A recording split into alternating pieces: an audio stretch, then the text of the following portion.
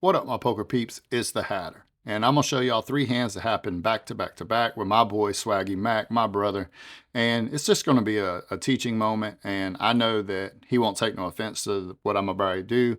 And actually, he wants this information out here. And this was the first time that he was on the stream. So there's definitely a lot of table dynamics amongst the whole table because a lot of us have known each other for 20 plus years.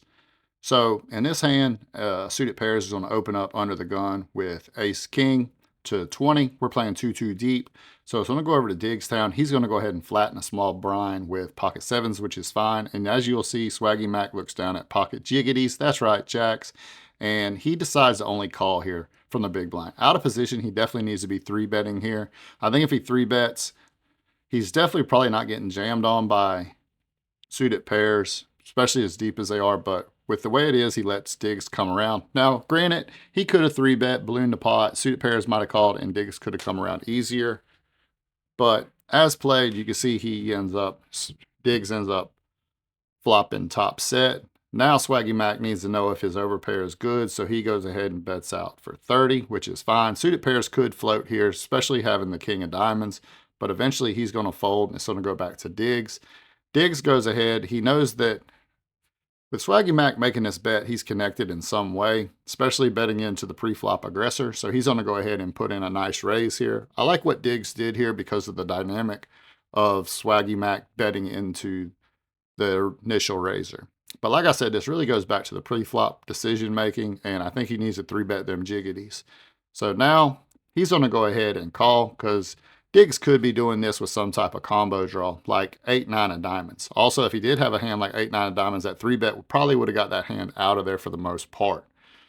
But he's going to go ahead, and now you'll see he'll call, and then on the turn, Diggs is going to make a pretty big bet here to 175 pretty quickly also.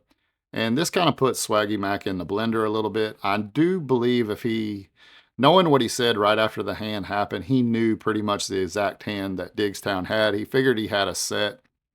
I think because of the table dynamic, these two gentlemen you're looking at right here, Digstown and Swaggy Mac, have known each other. They're childhood friends. And the last thing you want to do is get bluffed, and definitely don't want to get bluffed on stream. So we get to talk smack to each other for as long as this video stays on YouTube. So he's going to go ahead, and I think he got a little stubborn here and makes a call. I think if he's going to call, he might as well just rip it and go with the hand because you're committing so much of your stack.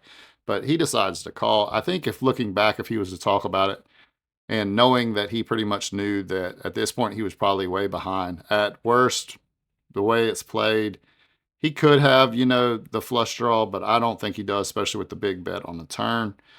But he could have 7-6 suited, which would have been 2-pair. So he ends up calling. Now the queen rolls off, which is, in theory, a brick. I mean, the only queens that now Digstown should have is if he had a Broadway diamond draw on the flop that he was playing aggressive, which could be a thing if he had something like ace queen of diamonds, king queen of diamonds, something like that.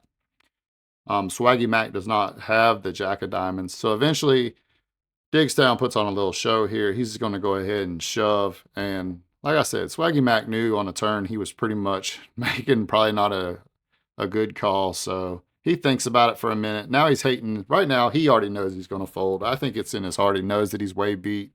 Now he's just disappointed in himself for calling the turn. But it's okay, Swaggy Mac. Ain't none of us want to get bluffed by our bro, man. And us three, these two gentlemen in the Hatter, man, we've been brothers for a long time. And we're inseparable. So the last thing we want to do is get bluffed by each other. But that's part of the game, and that's why we love this game of poker. So eventually, like I said, Swaggy Mac's going to find a fold here and save another 200 and, 228, 230 in chips.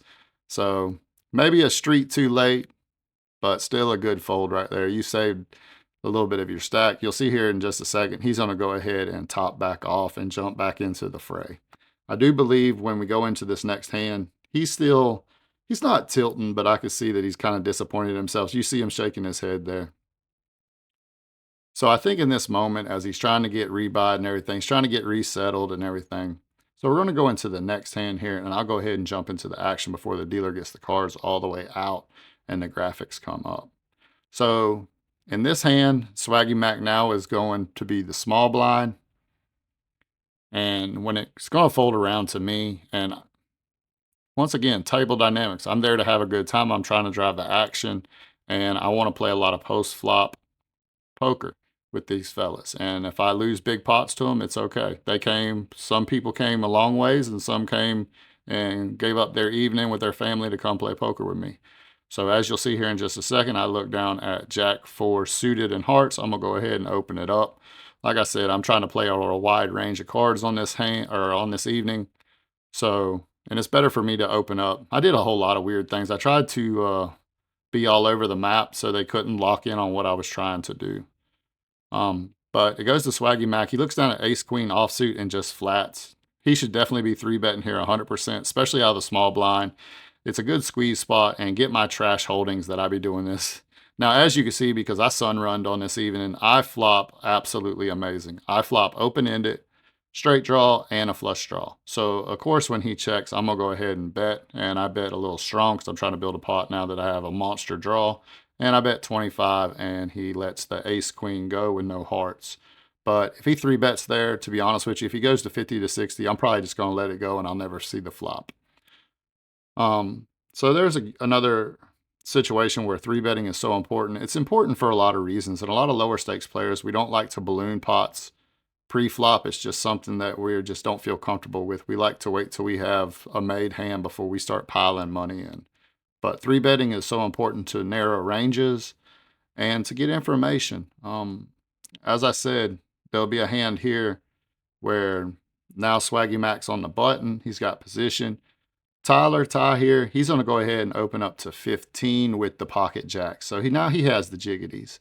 It's going to come over to me. I got trash. I'm going to get out of the way. And Yucko is going to go ahead and flat with ace 8 of hearts. I'm okay with this flat there. But now it comes to Swaggy Mac, and he flats again. He knows better than this. He should be 3-betting here because he definitely doesn't want the blinds to come along. And then also he needs to go ahead and start getting value and take the aggression away from Ty. That's another thing. When you 3-bet people, you take the aggression from them and you narrow their range. So I really don't like his post-flop play here, but Ty's going to go ahead and lead out kind of big. I think he ends up betting 55 or 60 here. He's pretty much representing the top of range, which with him being the early position opener, he could definitely have it. He ends up folding around, and Swaggy Mac folds ace queen here. I know this is more of a frustration fold, and I know he wish he'd have it back. So this is just a few things you need to understand, and 3-betting is super important and something you got to have in your arsenal. Thank y'all for watching.